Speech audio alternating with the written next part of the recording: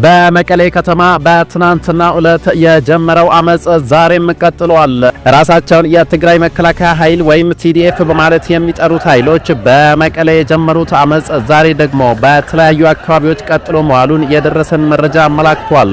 በትናንትና ዕለት የTDF አርሚ 22 አባላት በመቀሌ ከተማ አመጽ ያደረጉ ሲሆን መንገዶችንም ለሰዓታት ዘግተው ከቆዩ በኋላ አመሻሽ አካባቢ መክፈታቸው ታውቀዋል።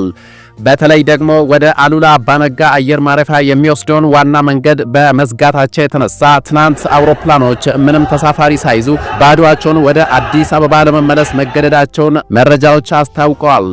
ተቃዋሚዎቹ ትናንት ከጀነራል ታደሰ ወረደ ጋር እንዲነጋገሩ ቃል ከተገባላቸው በኋላ ከቀኑ 10 ሰዓት ተኩል ገደማ መንገዱን መክፈታቸው የተገለጸ ቢሆንም በዛሬው ዕለት ደግሞ የአርሚ 31 አርሚ 33 እና አርሚ 92 ኃይሎች አመጽ ማስነሳታቸው ተሰምቷል።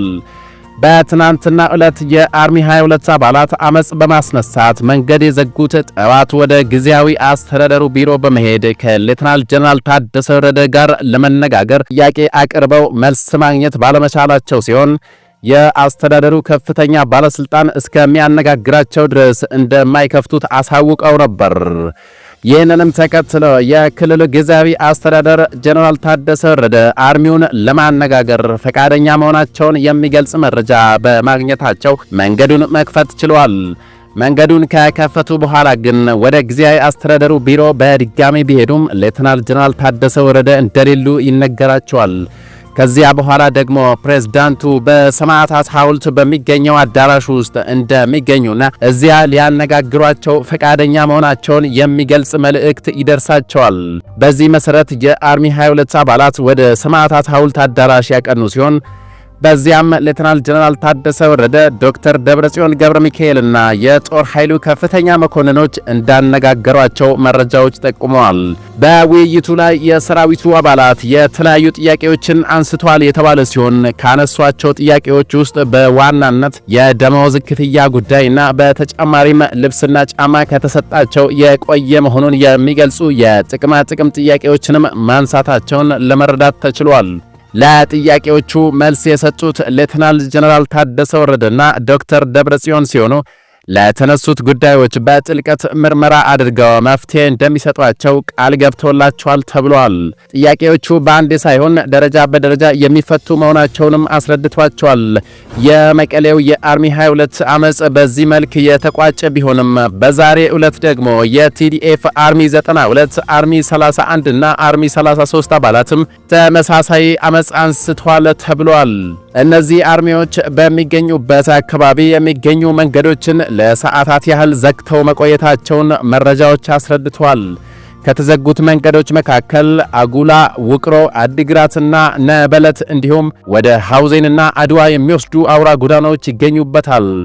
የተዘጉት መንገዶች ሊከፈቱ የቻሉት እንደ ትናንትና ሁሉ ዛሬም የጊዜያዊ አስተዳደሩ አመራሮች ለመወያየት ፈቃደኛ መሆናቸውን የሚገልጽ መረጃ በማስተላለፋቸው ነው ተብሏል።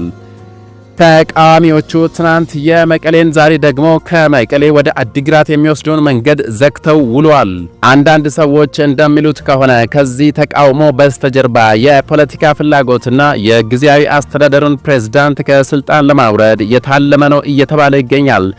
በዛሬ ዕለት በመቀሌና በተለያዩ የክልሉ አካባቢዎች አመጹ የቀጠለ ሲሆን አርሚ 41ም በተጨማሪ አመጹን መቀላቀሉ ታውቀዋል።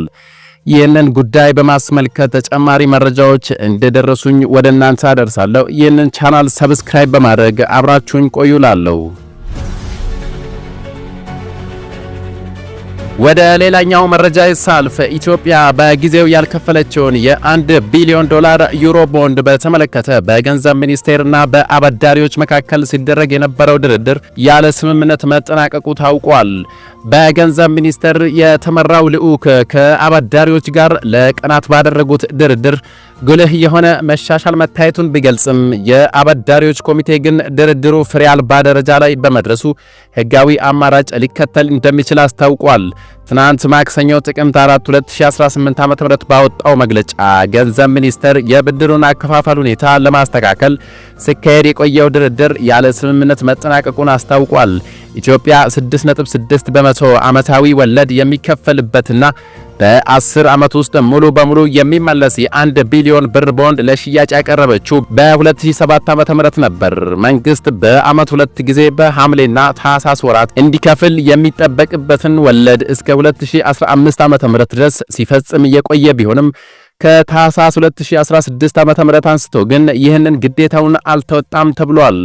በተጨማሪም ቦንዱ በታህሳስ 2017 ዓ.ም ሙሉ በሙሉ መመለስ የነበረበት ቢሆንም ይህም ሳይከናወን ቆይቷል። ኢትዮጵያ ቦንዱ የሚመለስበት ሁኔታና ተያያዥ ጉዳዮች ላይ ማስተካከያ ለማድረግ ከአበዳሪዎች ጋር ተደጋጋሚ ንግግሮችን አድርጋለች። በፈረንሳይ ፓሪስ ከተማ የተካሄደው የአሁኑ ድርድር ላይ የኢትዮጵያ ልዑክ ዋይት ኤንድ ኬዝ የተሰኘውን የህግ አማካሪና ላዛርድ የተባለውን የፋይናንስ አማካሪ ይዞ ቀርቧል። የቦንዱ ገዢዎችን የወከለው የአበዳሪዎች ኮሚቴም በተመሳሳይ ድርድሩ ላይ የተገኘው ከህግና ከፋይናንስ አማካሪዎቹ ጋር መሆኑ ታውቋል። በዚህ ድርድር የቦንዱ አከፋፈል ሁኔታን በተመለከተ የመጀመሪያ እቅዷን ያቀረበችው ኢትዮጵያ ስትሆን ኮሚቴውም የራሱን እቅድ በማቅረብ ምላሽ ሰጥቷል። በመቀጠልም ኢትዮጵያ የመጨረሻ ያለችውን የብድር አከፋፈል ማስተካከያ ስታቀርብ ኮሚቴውም የራሱን የአከፋፈል ሁኔታ አቅርቧል። ኢትዮጵያ በድርድሩ ወቅት ሁሉንም አበዳሪዎች በእኩልነት ለማስተናገድ በያዘችው መርህ ጸንታ እንደቀጠለች በገንዘብ ሚኒስቴር መግለጫ ላይ ሰፍሯል። 3 ሳምንት ገደማ የቆየው ድርድር ሁለቱ አካላት ፍላጎቶቻቸውን በተመለከተ የመጨረሻ ስምምነት ላይ ሳይደርሱ እንዲቋረጥ መወሰኑን የገንዘብ ሚኒስቴር በመግለጫው አስታውቋል። የገንዘብ ሚኒስቴር ምንም እንኳ በጉዳዮች ላይ የመጨረሻ ስምምነት ላይ መድረስ ባይቻልም ኢትዮጵያ ጉልህ የሆነ መሻሻል መመዝገቡን ታምናለች ብለዋል። የአበዳሪው ኮሚቴ በበኩሉ በአሁኑ ሰዓት ድርድሩ ፍሬ አልባ ደረጃ ላይ ነው የሚል ድምዳሜ ላይ መድረሱንና የህግ እርምጃን ጨምሮ ሁሉንም አማራጮች እያጤነ መሆኑን እንዳስታወቀም ሮይተርስ ዘግቧል።